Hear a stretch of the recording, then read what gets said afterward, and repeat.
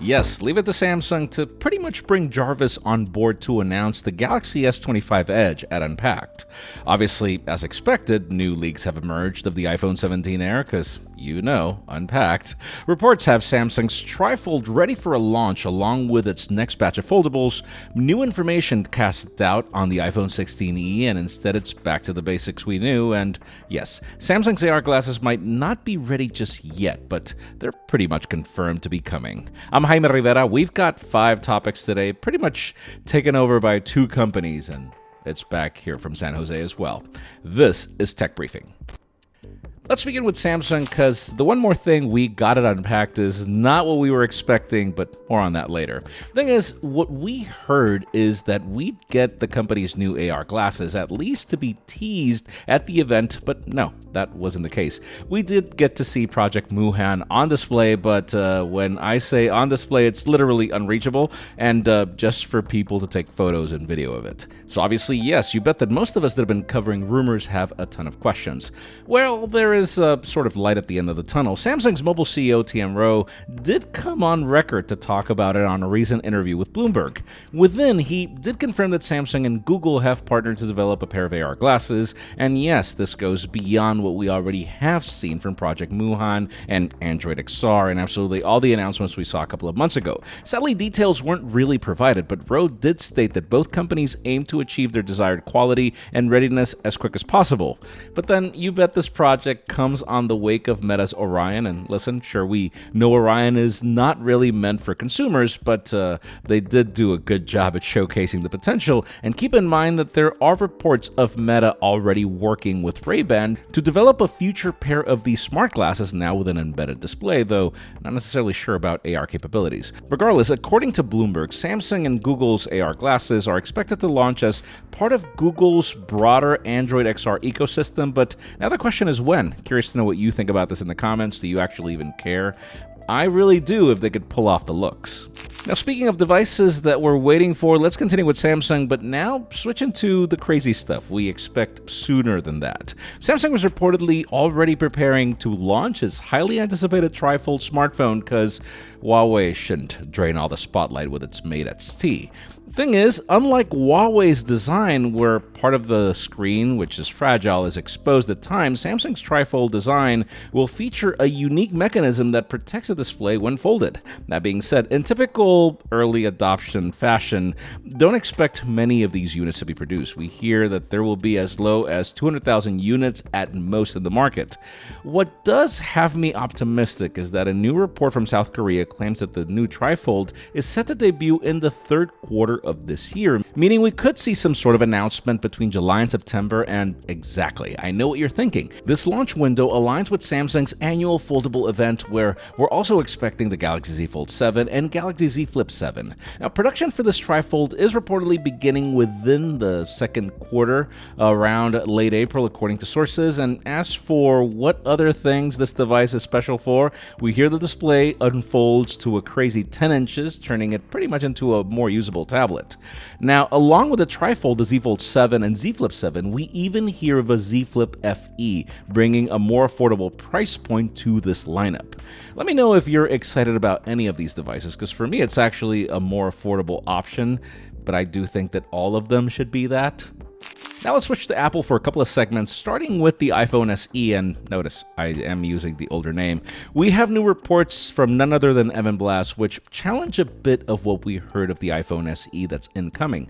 Blass shared an image of source code referencing the iPhone SE 4th generation, which, yes, cast doubt over earlier rumors that Apple might rebrand it to the iPhone 16e. It could be that this is just a placeholder name pending a final branding, which does make sense. If you think of it, this is the first time Apple doesn't repurpose an old device for its more affordable iPhone. So listen, my logic stands by the iPhone 16e, which stands for Essential, but we'll see. Now, Blass also shared an image of the device that already shares a lot. We get to see that it carries a dynamic island instead of the notch, which is great. Clearly, Apple is done with fragmentation if it intends to make a punch hole an experience.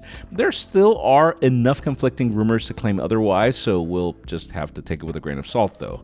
All in all, this seems to be an iPhone 16-inch front with a 6.1-inch OLED Face ID, USB-C, and a single 48-megapixel camera that we've seen in leaked back images, along with Apple's first 5G modem. Expect a possible launch in April, and it seems it won't come alone. New reports call for a refreshed iPad Air and iPad 11, though by refresh, we just mean new internals. Curious to know if you care about this as well in the comments, because, hey, if it's affordable enough, why not?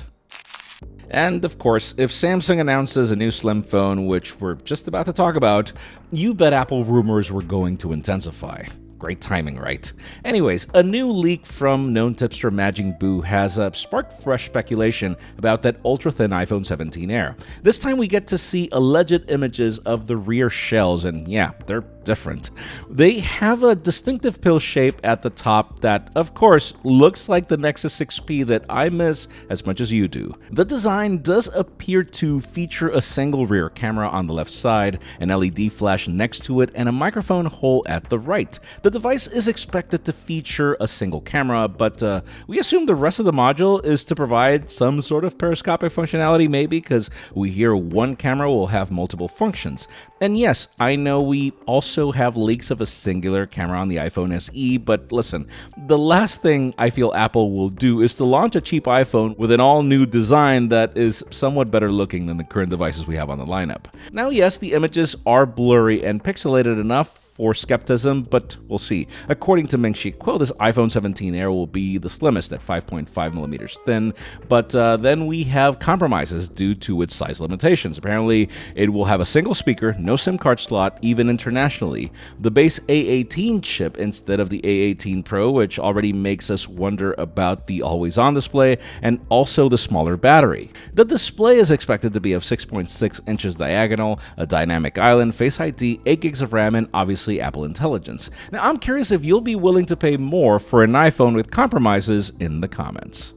And finally, for the hottest news of the week, and sure, the S25 series is out, it's also hot, but let's talk about that Galaxy S25 Edge.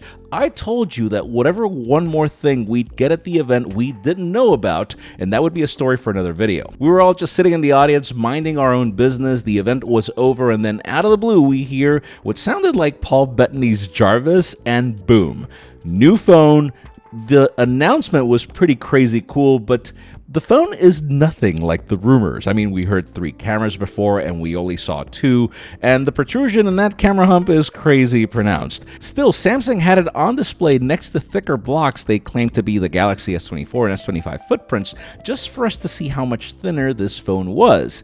It does look crazy thin in real life, minimal bezels up front, and listen, even with that mad camera hump, the phone looks great.